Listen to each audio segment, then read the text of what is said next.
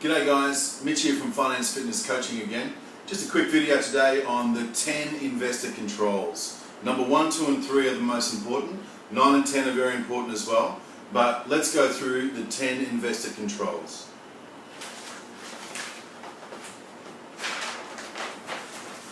Alright, so every investor, every multiple property owner, every multiple business owner usually has a set of rules that they like to invest by.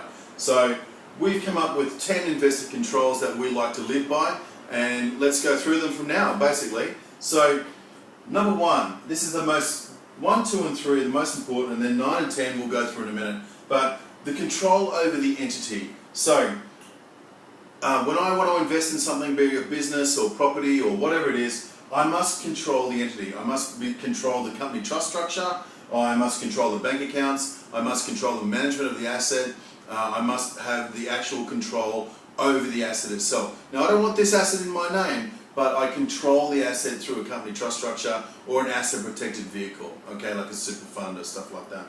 So the control over the entity. The second control is the control over the timing of the asset. When you buy the asset, when you sell the asset, when you refinance, or when you restructure, when you pay tax. The timing of when you pay tax is very important, and the timing of when you pay expenses and how you pay those expenses. Are they good expenses or bad expenses? So the control over the timing of the asset is absolutely imperative. Then number 3, the control over the character of the asset. What type of asset is it?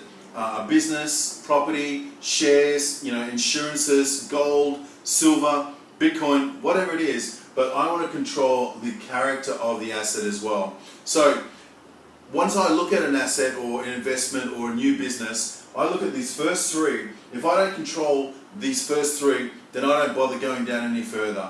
Like I said before, I don't like to invest in shares. I like to invest in real estate. I like to invest in businesses that I control the asset. I can't control whether BHP has a good day or a good year, but I can control whether the lawns are mowed or the paint on my new house investment property is, etc, etc, etc, okay? So, the entity, the timing and the character, the first 3.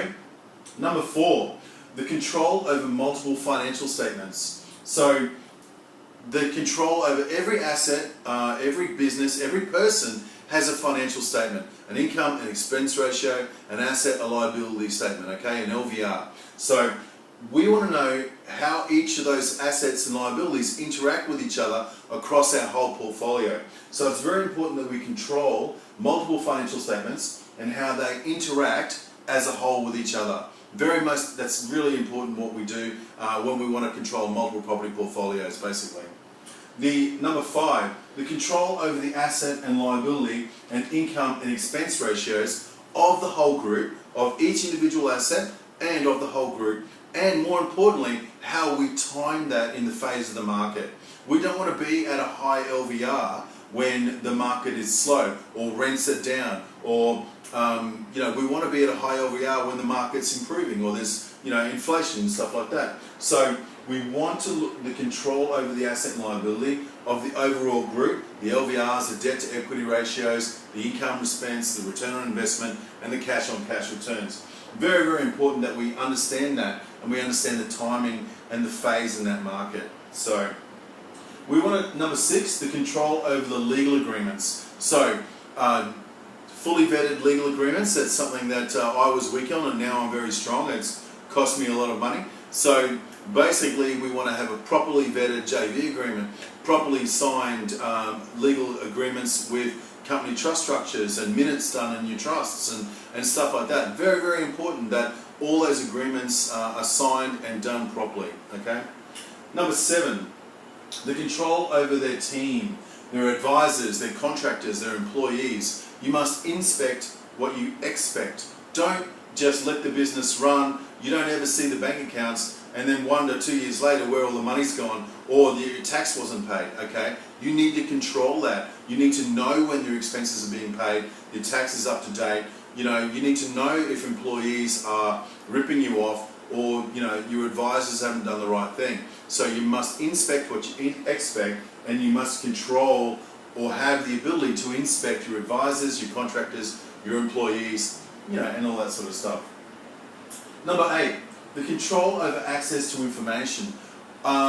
Okay, so a lot of people I know are very private people. They're like asset protected structures. They don't like their name in the public records. They don't like people knowing things about them. We have a tall poppy problem in Australia, so it's very important that you control the access to who knows what about you. You don't need everyone to know your business. I think that's a very important part in this day and age of Facebook and social media and stuff.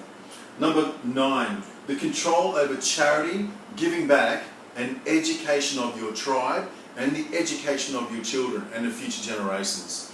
This is very important, the control over charity.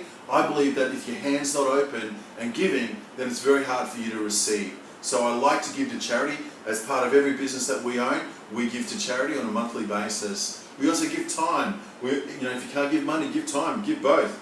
And it's very important that we give education to our family members, our kids, and so they know that they're a good steward of what we're trying to do and carry it forward for the rest of the next few generations. Number 10, the control over yourself, the control over your mindset, the control over, understanding that you're going to have a good day, you're going to have a bad day. I've been down, I've been up, I'll be both places again, okay? So, to always controlling your mind and being positive, knowing that you're going to have mistakes, knowing that you should learn from those mistakes, and you should also keep yourself learning and updated and attending seminars and reading books, etc., etc. You need to be able to adapt to situations. High interest rate markets, investor lending is non-existent. What can you do to adapt? Adapt, learn and change, okay? So the things that we use at FFC, the things that I use in my portfolio are the 10 investors controls, okay? So please use that if you like.